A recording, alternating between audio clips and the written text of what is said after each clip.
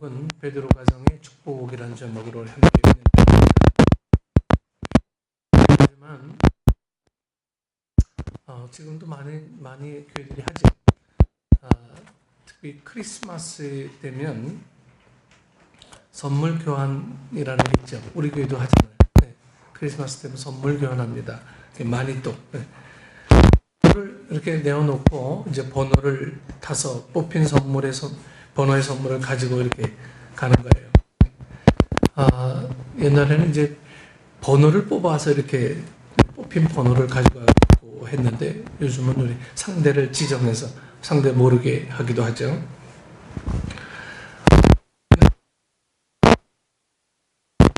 굉장히 큰 선물도 있고 아주 작은 선물도 있었죠. 어떤 선물은 상자는 아주 큰데 내용은 별것 아닌 것도 우리에게 있었어요. 네. 그래서 막 실망하기도 하고, 어린 마음에 그러잖아요. 우리 어린 아이들도 이 자기가 원하는 실망하고 이런 모습이 우리에게도 과거에 똑같이 있었어요. 그런데 어떤 것은 아주 작고 포장도 제대로 되어 있지 않은데 아주 내용이 아주 훌륭한 선물이 있어요. 여러분, 이 축복이라는 것이 전 그렇다고 봅니다. 축복이라는 것. 참으로 성공했다, 응? 축복을 받았다 하고 하면서 내용을 아주 형편없는 것들이 있어요. 축복을 받았다고 하는데 내용이 네. 반대로 저 집은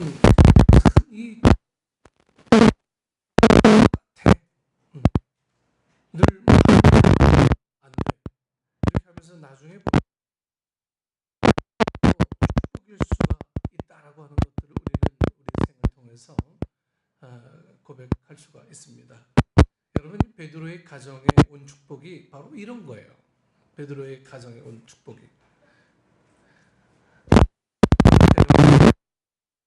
재앙이라고 하는 옷, 환난이라고 하는 옷, 이 역경이라고 하는 이 옷을 입고 오는 때가 종종 있습니다. 네. 그때는 이해가 안 돼요. 그때는 아주 고난만 있고, 그때는 어려움만 보이고, 그때는 늘 한숨만 나오고, 그때는 그렇습니다. 그렇기 때문에 우리는 환경이 좋다고 해서 내용이 좋다. 이 세상에서 성공이라고 생각하지만 사실은 성공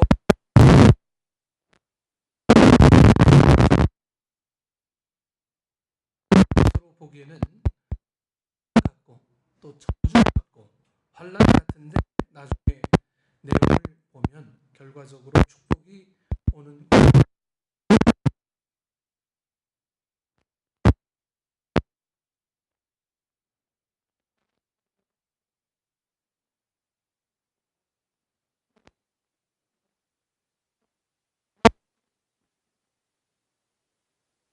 내게 오는 고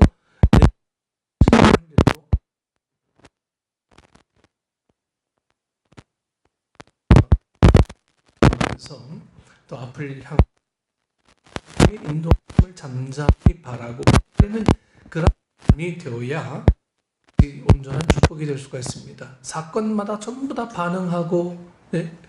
어려운 일이 있으면 어려운 일마다 저주받고, 네? 기쁜 일이 있으면 그때는 막 너무 넘쳐서 어찌할 줄 모르고, 네? 이 상황을 보이는 그런 삶에 정말 주님께서 진정한 기쁨이 뭔지를 알아낼 수가 없는 거예요. 네, 알아낼 수가 없어요. 오늘 베드로의 가정을 통해서 진정 저주 같은데, 어려움 같은데 그게 왜 복이 됐는지, 이런 말씀을 통해서 함께 우리가 은혜를 나누고자 합니다. 첫 번째로 베드로 가정의 어떤 축복을 살펴봅니다. 오늘 본문에는 이 베드로 장모가 베드로의 가정에 함께 살았는데, 그 장모가 이 열병에 걸려 있었죠. 열병. 당시의 용어가 이 의학적인 용어가 아니기 때문에 그냥 열병이라고 했고, 또한 마태가 의사 출신이 아니기 때문에 열병이라고 기록을 했을 거예요. 아마 누가 같으면 정확하게 이 베드로의 병은 뭔지 아마 진단을 했을 거예요. 그런데 이 마태는 그렇지 않잖아요. 그런데 이 병이라는 질병으로 인해서 이 네 가지 중요한 축복이 이 베드로의 가정에 오게 되었다라고 하는 거죠. 첫째는 이적을 체험하게 됩니다. 이적. 네. 여러분, 기적과 이적은 달라요. 기적은 하나의 어떤 보여지는 현상들이고, 이적이라고 하는 것은 그 기적이 보여주는 또 다른 사인인 거예요. 이 기적 자체에 의미를 두는 게 아니고, 이 기적은 너에게 앞으로 어떠한 인도하심의 사인이다라고 하는 거예요.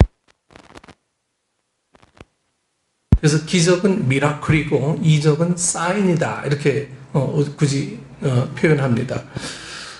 오늘은 이 베드로의 가정에 이 첫째는 이적을 체험하게 됩니다. 하나님의 인도하심, 사인을 보게 돼요.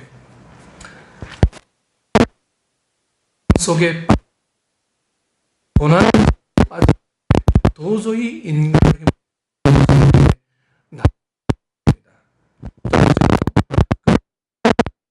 가족 간의 유대가 더욱더 강화가 돼요. 가족 간의 유대가. 이 가족 간에도 갑자기 아파서 이 병원에 가면 식구들이 이렇게 다 돌아보잖아요. 그러면 서먹서먹한 식구들도 그 병원에 오면은 그냥 다 친해져요. 네. 그 병원에 입원해 있는 사람 보고 너 왜 그랬어? 이렇게 얘기하지는 않잖아요. 근데 누워있으면 그냥,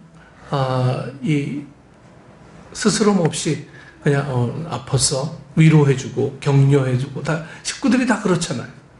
그래서 오늘 이 베드로의 가정도 그 질병으로 인해서 가족 간의 유대들이 굉장히 이제 강화가 되는 모습을 보게 됩니다. 세 번째는 이것으로 베드로는 주님을 더욱 더 사랑하게 되었고, 베드로의 장모가 그 이전에 예수를 믿었는 데는 이것을 통해서 예수님을 영접하고 예수님께 수종될 수 있는, 예수님을 섬기고 봉사할 수 있는 하나의 특권을 가지게 되었다라고 하는 거예요. 네. 그래서 오늘 이 본문의 말씀들은 베드로의 가정에 이런 축복들이 이렇게 이어지게 되었어요. 그 베드로의 장모의 열병을 통해서 가정은 하나님과 더욱더 가까이 가게 되고, 이 베드로 장모는 예수님을 수종드는 일에 헌신하게 되어지는 그런 역할이 바로 이 베드로 장모의 열병을 통해서 있어지게 되었다라고 하는 거죠. 여러분, 그래서 누가 하나님 앞에 영광이 될 수 있다라고 생각을 할 수 있겠습니까? 아프면 다 원망하게 되고, 아프면 내가 잘못해서 그런 것처럼 사람들이 그런 많은 생각을 하죠. 그런데 오늘 베드로의 가정에 온 축복이라고 하는 것은 좋은 일로 인해서 온 결과물들이 아니고 아주 피하고 싶은 일들을 통해서 온 결과물이다라고 하는 거예요. 여러분, 우리는 때로는 내가 하고 싶지 않은 일, 피하고 싶은 일, 이런 걸 감당하게 될 때 오는 축복의 일들이, 그래서 이 복이라고 하는 것은 늘 감춰져 있어요. 늘 감춰져 있고 우리가 캐내야 돼요. 캐내야 돼요. 복이라고 하는 것은 가만히 누워서 있는 자에게 오는 게 복이 아니고 늘 헌신하는, 수고로 땀을 흘리는 자, 그런 자의 몫이다라고 하는 거예요. 그런데 더 큰 축복이라고 하는 것은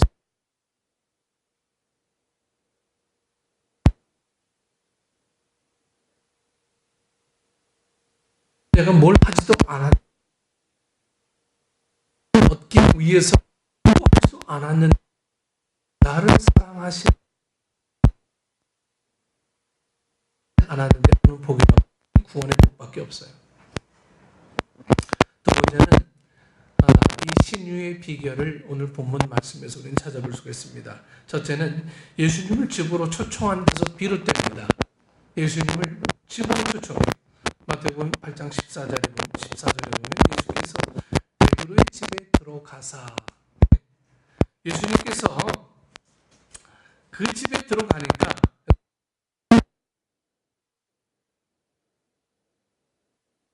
마찬가지입니다. 여러분 가정, 여러분의 직장에 예수님이 들어가시면 여러분 그 직장이 복을 받아요. 베드로의 가정은 예수님을 초청했습니다. 여러분 왜 초청했어요?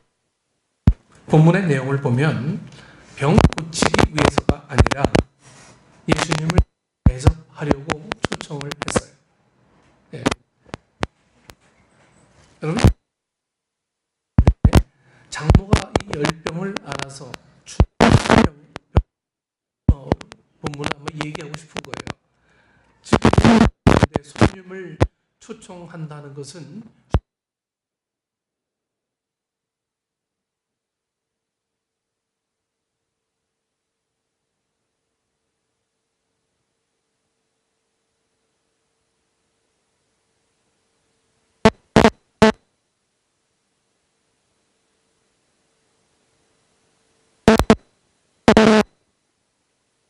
우리 집에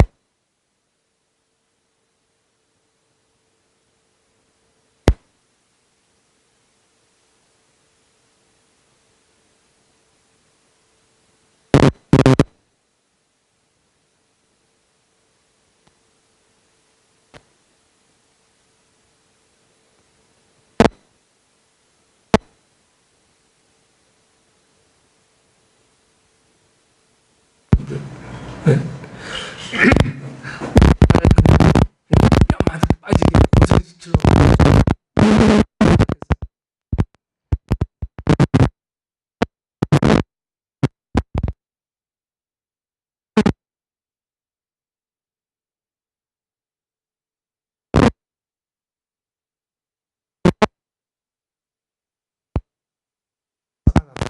베드로는 예수님 초청해서 역사를 나타내 주십시오라고 요구해서 오는 그런 일이 아니었어요.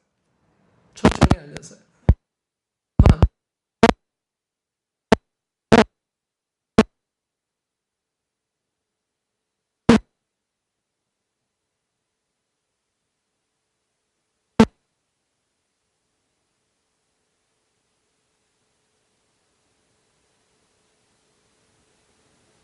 역사가 나타 우리가 예수님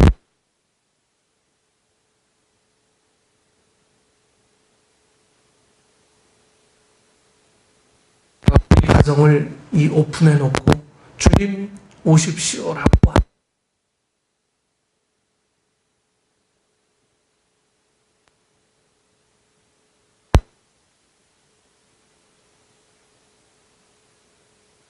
이 삶 속에 걸어 잠그고 은혜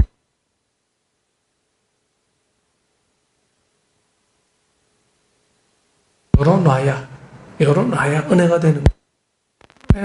집이 들어가시든 누가 들어가시든 들어가서 그 가정에 뭔가가 이루어질 거 아니겠어요? 그래서 예수님께서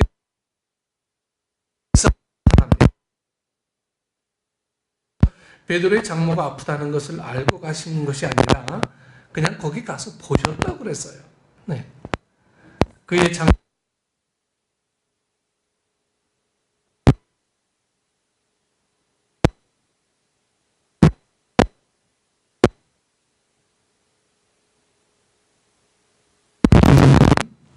여러 가지가 있겠지만 사람들의 눈에 띄는 거죠. 그 방법은 첫째, 옷을 잘 입어야 돼. 옷을 잘 입어야 돼. 둘째, 연예인처럼 많은 돈을 가져야 합니다. 세 번째로 돈이나 권리. 그런데 어떻게 하면 주님의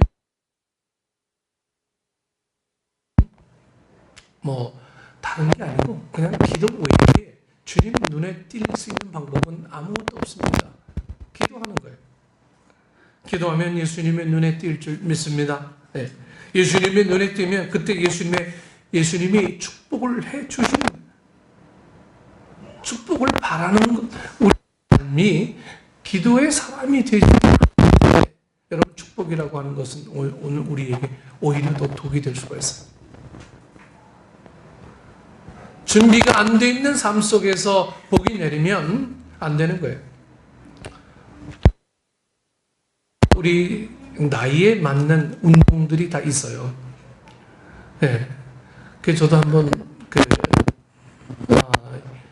트레이너한테 한번 받은 적이 있거든요. 쿠폰을 몇 장 줘가 트레이너한테 한번 받았어요. 근데 이건 내 나이는 생각 안 하고 20대 하는 식으로 막 자전거 쉴 새 없이 30분을 막 하래요. 자전거 자전거 30분 하고 나니까 완전히 그냥 몸이 지쳐가지고요. 또 윗몸을 1분에 60개를 하래요. 머리가 막 핑핑 도는데 막 60개를 하래. 이래야 이게 근육이 생기든지 하지 이래. 그 다음날 알아 누웠어요. 다음날 알아 누워서 일주일간을 꼼짝 못하게 된 거예요.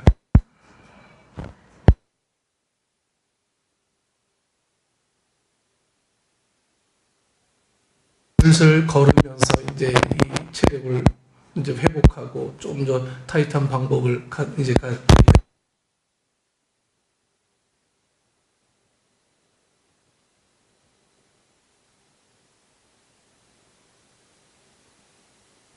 저 산 속에 들어가서 그냥 나무 뿌리 뽑는다고 되는 문제가 아니고 오늘 우리의 생활 속에서 잔잔하게 기도의 무릎이 있는 사람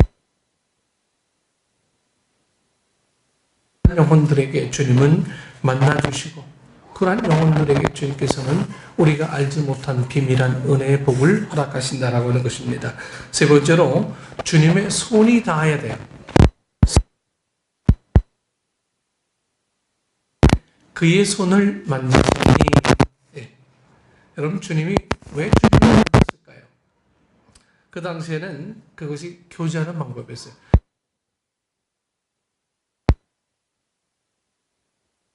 이게 교제. 그러나 예수님의 손은 단순히 교제의 손만이 아니라 여러분 능력의 손인 줄 믿습니다.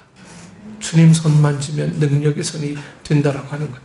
여러분들이 가지고 있는 문제가 무엇이든 나오면 다 나올 줄 믿으시기를 바랍니다.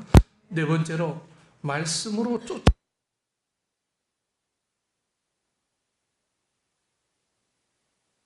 사람들이 귀신 들린 자를 많이 데리고 예수께 오늘 예수께서 말씀으로 그를 쫓아내시고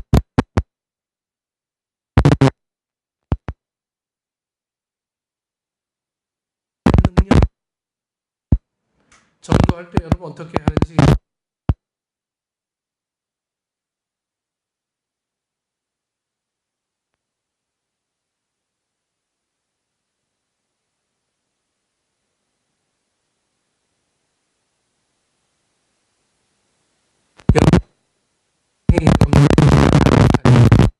누가 남의 마음에 구원을 주세요.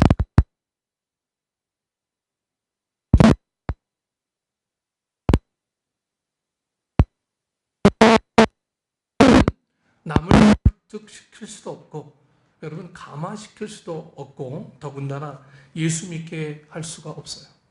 이것은 우리 남편도 안 돼요. 우리 아내도 안 돼요.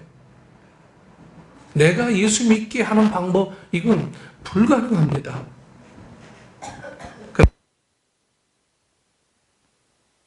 여러분 별것 아닌 것 같지만 이 말씀이 마음에 닿으면 여러분 마음에 문이 열려요. 인간적인 방법으로 하려고 하다 보니까 이게 점점 닫히게 되고 내가 완벽한 존재라면 몰라 불완전한 존재의 모습을 자꾸 보여주고 그것으로 마음 열려고 하니까 마음은 점점 닫히는 거예요.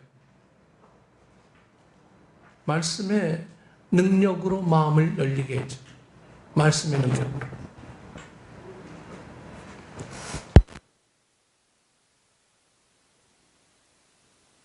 하나님의 말씀으로만 가능한 것입니다. 그래서 여러분 하는 거예요. 그 친척이든 그것이 남편이든 아내이든 누구든 간에 말씀으로 하셔야 돼요. 말씀 말씀으로만 가능합니다. 그 말씀의 능력만이 그의 영혼을 구원시킬 수 있는 능력이 있을 줄 믿습니다. 그래서 아픈 분들에게는 여러분 말씀을 들려주세요. 말씀을 들려주고 그 말씀이 뭘로요? 그 말씀이 그에게 능력이 됩니다. 오늘 본문에도요. 베드로의 장모가 예수를 믿었는지 안 믿었는지 모르지만 예수님이 그 가정에 들어가셨어요. 함께 식사를 하시고 베드로 장모의 손을 만져 전해 주었어요.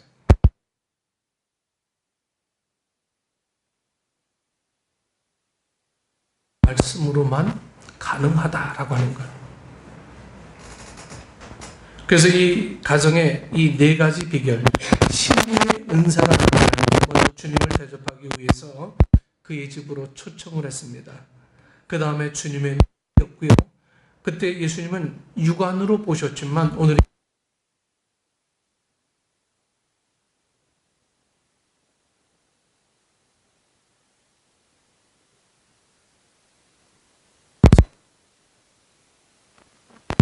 우리에게 와 닿습니다. 또 말씀으로 쫓아갔어요. 하나님의 말씀이 닿는 곳마다 이런 역사가 여러분 나타나게 됩니다. 그래서 여러분 누구를 전도하고 싶은 분이나 내 마음속에 소원이 있는 그런 분들은 여러분 내가 먼저 말씀으로 무장해야 돼요. 말씀으로 무장하지 않고 생으로 그냥 와서 예수 믿어. 이건 거의 불가능한 방법입니다. 물론 그 마음속에 간절함이 있어서 그게 동기가 되어서 예수 믿을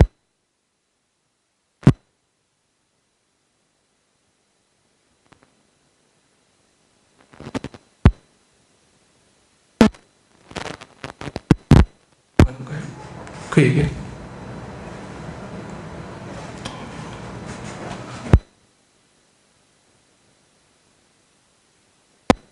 이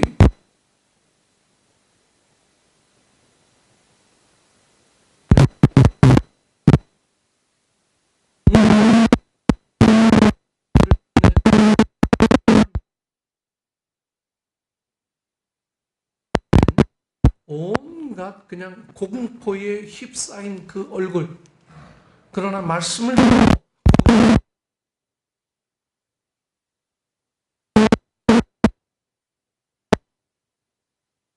그의 얼굴이 환해지고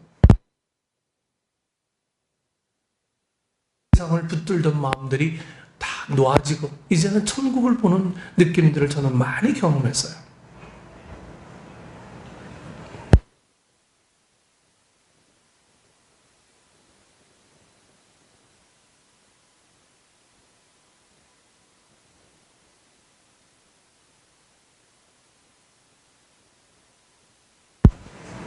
인간적인 방법으로 교회 오세요. 여러분 거의 불가능합니다. 지금도 제는 CTS에서 보내주는 매일 이틀에 한 번씩 말씀이 계속 와요. 제 광고 글로. 그걸 보면서 오늘 하나님의 말씀을 읽고 하루를 또 시작할 수 있고 그 말씀을 통해서 뭔가 우리 삶의 돌파구 열린 은혜들을 말씀을 통해서 여러분 오늘 우리에게 수없이 수많이 놓여진 영혼들을 말씀으로만 구원해낼 수 있다라고 하는 것들을 오늘 우리가 먼저 믿어야 돼요. 네. 그게 없으면 복음이 빠져있고 말씀이 빠져있고 그리고 논쟁만 남아있는 것이라면 여러분 그것은 하등 역사는 일어나지 않습니다. 세 번째로 구약의 인용을 우리는 찾아볼 수 있죠. 17절 말씀에 이는 선지자 이사야로 하신 말씀에 우리가 연약한 것을 친히 담당하시고 병을 짊어지셨도다함을 이루려 하심이더라. 이 구절에 난하주로 이사야 53장 4절이 기록되어 있습니다. 네. 그 말씀을 또다시 인용한 말씀이 이사야 53장 4절 말씀이에요. 비교 질고를 지고 우리의 슬픔을 당하였거늘 우리는 생각하기를 그는 징벌을 받아서 하나님에게 맞으며 고난을 당한다 하였노라. 이 앞부분에 있는 말씀을 인용한 거예요. 여기서 이사야 53장 4절에는 우리의 질고를 받고 우리의 슬픔을 당했다고 했는데 마태복음 8장 17절에는 우리의 연약한 것을 친히 담당하시고 병을 짊어지셨도다 라고 되어 있습니다. 좀 순서도 좀 바뀌었고 단어도 다르죠. 그것은 이유가 있어요. 이 당시 예수님의 제자들이 사용했던 성경은 히브리 성경이 아니라 헬라어로 번역한 성경이었습니다. 그러니까 영어가 달라요. 영어가 달라. 게다가 순서가 바뀌었어요. 그들은 하나님의 영광을 받아서 기억한 것을 중심으로 해서 했기 때문에 순서의 차이가 있어요. 어쨌든 이 말씀은 이사야 53장 4절에 이 고난의 종으로서의 메시아에 관한 내용을 인용한 것입니다. 그럼 여기 왜 이 말씀을 이 베드로 장모의 열병 이 현장에서 이사야 53장 4절의 말씀을 왜 인용했을까? 마태는 이사야 53장 4절을 인용함으로써 구약의 예언이 예수님을 통해서 성취가 되어졌다. 그러므로 예수님은 우리가 기다리는 이 메시아이고 우리들이 섬겨야 할 그 메시아다라는 것을 증명하기 위해서 구약에 있는 말씀을 인용했던 것입니다. 예수님은 메시아입니다. 구약의 인용을 가장 많이 한 제자가 바로 마태 아닙니까? 네, 마태. 그것은 그의 말씀으로 알 수가 있어요. 그 당시 서기관이나 바리새인들은 말을 할 때 아주 권위 있게 보이려고 남의 말을 인용했지만 예수님의 말씀은 전혀 달랐습니다. 예수님의 말씀은 권위가 있어요. 또 하나는 예수님의 행하심을 보아서 알 수가 있습니다. 베드로 장모의 병을 예수님이 고치신 그 내용을 기록한 가장 중요한 것은 예수님께서 구약 성경에 앞으로 오실 것이라고 약속되어진 이 메시아이시고 하나님의 아들이심을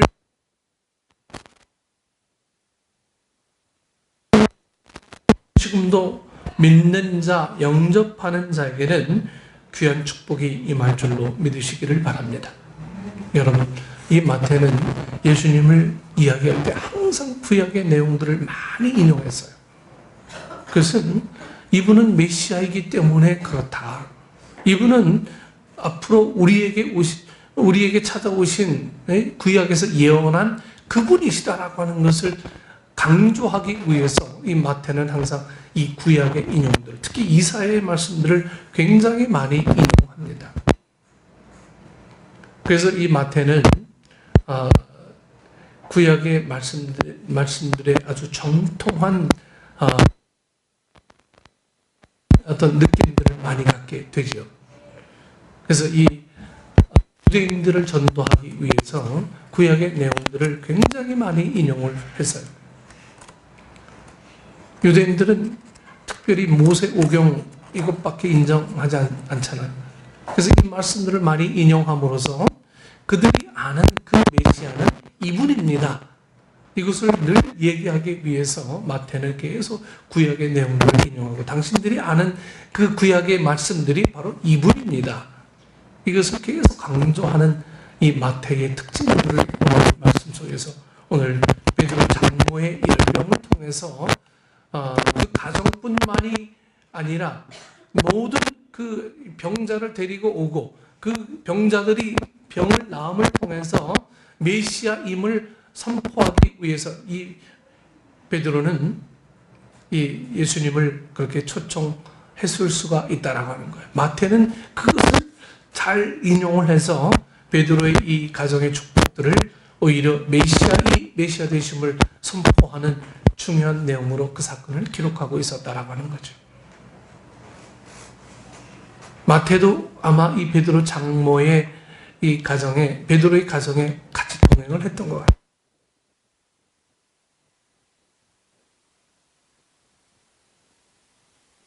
어떠한 사람인지, 그리고 예수님이 어떠한 분이신지 단지 이 베드로의 장모의 열병을 고치기 위해서만이 아니라 더 넓게는 메시아임을 선포하기 위한 놀라운 능력을 갖기 위해서 베드로는 아마 이 일을 하지 않았을까. 마태는 그렇게 보고 많은 유대인들에게 이 일들을 선포하게 됩니다. 오늘 여러분들은요, 어떠한 어려움이나 어떠한 사건이 있을 때 단지 그 사건만을 보시면 안 됩니다. 내게 어려운 사건이 있으면 이 사건을 통해서 예수님을 증거해야지. 오늘 우리의 삶에 이런 자세들이 열려져 있어야 돼요. 내게 이런 일들이 있는 것은 예수님을 알리기 위해서, 예수님이 메시아 되기 위해서 내게 이러한 일들을 허락하셨지. 오늘 우리에게는 늘 이러한 고백들이 늘 연결이 되어져야 복음적인 삶을 살았다. 우리는 그렇게 이야기할 수가 있어요. 수없는 사인을 주는데도 우리는 묵묵부답 가만히 있어요. 여러분, 이것은 제자된 삶의 모습이 아닙니다. 제자된 삶의 모습. 우리 희솔이 아주 귀엽죠. 여러분, 그러나 저 아이가 귀여운 것은 저 아이가 주는 재롱도 귀엽고, 저 아이가 주는 웃음도 귀엽고, 하는 행동도 귀엽고 다 귀엽지만 더 귀여운 것은 저 아이가 자라나서 하나님의 사람이 된다라고 하는 가능성을 우리는 무한히 보기 때문에 더 그런 거예요.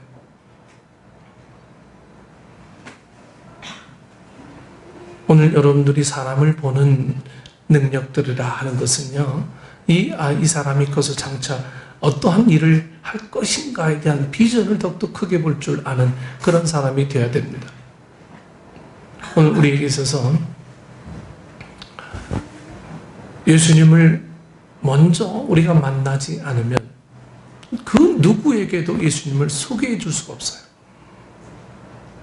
내가 예수님을 만나지 않고 내가 문을 열지 않았는데 누구에게 예수님을 소개합니까? 내가 닫혀있는데 닫혀있는 곳으로 예수님 만나? 여러분, 이건 거의 불가능한 방법이에요. 그래서 중요한 것은 내가 먼저 예수님 만나는 거예요. 알아서 하겠지 뭐. 여러분, 이건 무책임한 겁니다.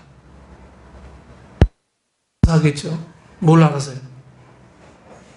우리가 먼저 예수님 만나고 그 기쁨을, 그 감격을 예수님을 소개할 수 있는 삶의 자세가 되어야 된다라고 하는 거예요.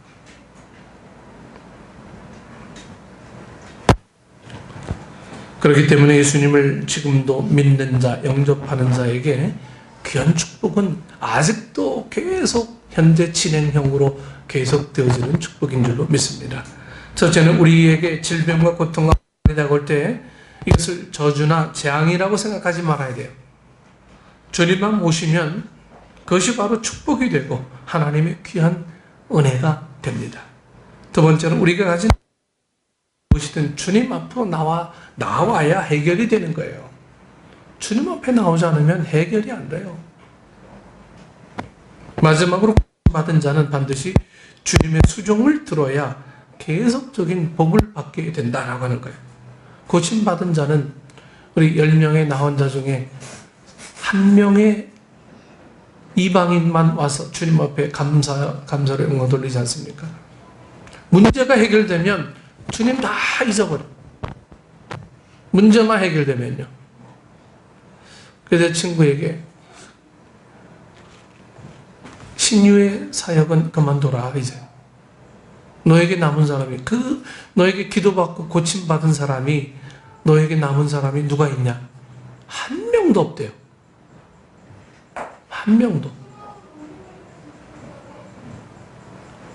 우리가 고침받고 은혜받고 그리고 변화되고 새로운 삶을 얻은 삶이 있다면 계속적인 이 수종을 들듯 하나님 앞에 늘 헌신해야 된다라고 하는 거예요. 은혜를 여러분 헛되이 받지 맙시다. 은혜를 받고 봉사하지 않는 것은 은혜를 헛되이 받는 거예요. 은혜 받았는데 봉사가 없고 은혜 받았는데 우리 삶에 헌신이 없어. 이것은 은혜를 헛되이 받는 거예요. 그래서 우리가 받았으면 누군가에게 흘려보내줘야 되는 거예요. 누군가에게. 이것이 주의 복입니다. 그 받은 이 준 자에게 다시 돌려주는 게 아니고 흘려보내는 거예요. 흘려보낼 때 그것이 50배가 되든 100배가 되든 하나님의 역사는 그곳에서 나타나게 된다라고 하는 거예요. 오늘 여러분들에게 주님 만나는 은혜가, 그 복이 함께하고 주님 손을 붙잡는 능력이 함께 하기를 소원하고 주의 말씀 붙잡고 새로운 살아가고 많은 사람에게 영향력을 주고 주님의 은혜로 살아가는 이 고백이 여러분들의 넘치는 큰 축복의 고백이 되기를 축원합니다. 기도하겠습니다. 장모의 열병, 이것은 매우 사건을 통해서